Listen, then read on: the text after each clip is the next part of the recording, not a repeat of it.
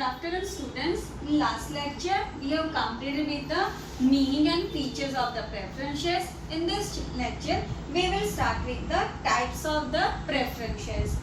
There are mainly 8 types of preference shares are there. Very first is the cumulative preference shares. Now, what is cumulative preference shares? In this type, unpaid dividend goes on accumulating until it is fully paid. It means till the time the unpaid dividend is not paid to the preference shareholder, it keeps on accumulating or it keeps on adding till it is fully paid. Means if dividend is not paid in one or more year due to inadequate profit, then this unpaid dividend gets accumulated. It means in a particular year, if company is not able to make the profit, then dividend will not be given to the preference shareholder.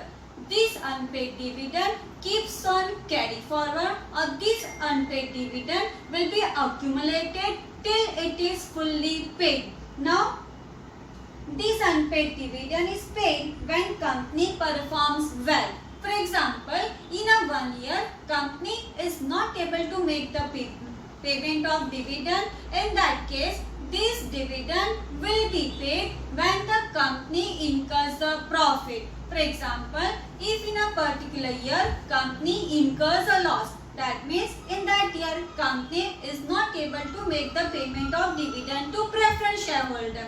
Now, in the next year, when the company incurs the profit, then in that particular year, company has to make the payment of the 2 years dividend. Last year unpaid dividend plus this year dividend will be paid out of this year current profit. The areas of the dividend are paid before making the payment of dividend to equity shareholder. In short, when the company incurs the profit after making the payment of all the unpaid dividend to preference shareholder, then the dividend will be paid to the equity shareholder. In short, if in a particular year company has incurred a loss and company is not able to make the payment of dividend to preference shareholder, then this dividend will be paid in a next year when the company performs well. But this dividend will be paid before making the payment of dividend to the equity shareholder. This means equity shareholder will get the dividend only after making the payment of all the unpaid dividend to the preference shareholder. If any profit is remaining, then the dividend will be given to the equity shareholder.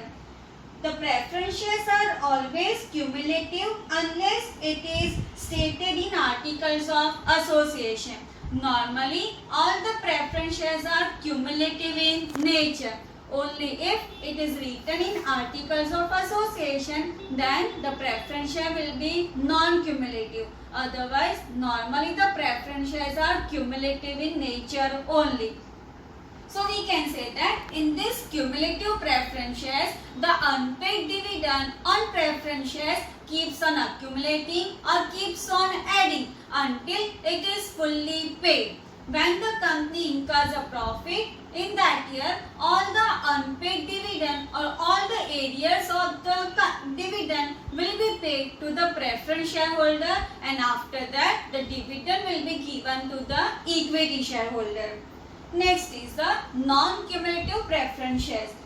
The dividend on these shares does not get accumulated. That means in this type of preference shares, unpaid dividend will not be carried forward to the next year. The dividend on share can be paid only out of the profit of that year. It means in whichever year company earns a profit, dividend will be given in that particular year. Last year unpaid dividend will not be paid in this particular year. In short, in case of the non-cumulative preference shares, the right to claim dividend will lapse if company does not make the profit in that year. In short, whenever the company earns a profit, dividend will be given. In whichever year company is not earning the profit, then no dividend will be paid to the preference shareholder. If dividend is not paid in any year, it is lost forever. That means, in short, the unpaid dividend will never be paid in a non-cumulative preference shares. Whenever company earns a profit, dividend will be given. No profit, no dividend will be given to the non-cumulative preference shares. Next is the participating preference shares. In this type of preference shares, they are entitled to participate in the surplus profit of the company. It means when the company incurs a good amount of profit, then after making the handsome dividend to the equity shareholder, some amount of profit will be given to the preference shareholder apart from their fixed rate of dividend. That is called as the participating preference shares. In short, this preference share as having the right to participate or to enjoy the profit or the extra profit of the company. The surplus profit which remains after the dividend has been paid to equity shareholder up to certain limit is distributed to the preference shareholder. That means in case of the participating preference shares, this preference shareholder has having the right to participate in a surplus amount of profit, or they will get certain extra profit apart from their fixed amount of dividend. In case of that, after making the payment of dividend to the equity shareholder, still if the profit is remaining, then extra dividend will be given to the preference shareholder. That is called as the participating preference shares. This preference share can participate in a surplus amount of profit, that is called as the participating preference shares. Next is non-participating preference shares.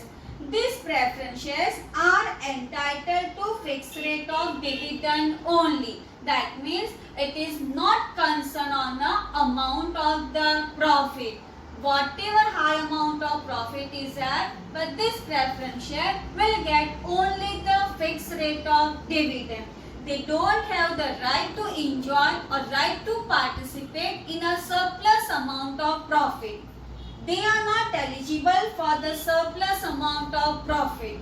Normally, the preference shares are non-participating only unless it is mentioned in the articles of association. That means normally all the preference shares are non-participating only. If it is participating preference shares, then it will be mentioned in articles of association. In short, this non-participating preference share has having the right of only fixed rate of dividend. Whatever high amount of profit is there, but their dividend will not be increased. So we can say that this non-participating preference share don't have any right to participate in a surplus amount of profit. They are entitled only to the fixed rate of dividend. Next is convertible preference shares. The name itself suggests that convertible preference shares means these are the shares who is having the right to convert the share into equity share after certain fixed period of time. That fixed period of time will be decided at the time of the issue only.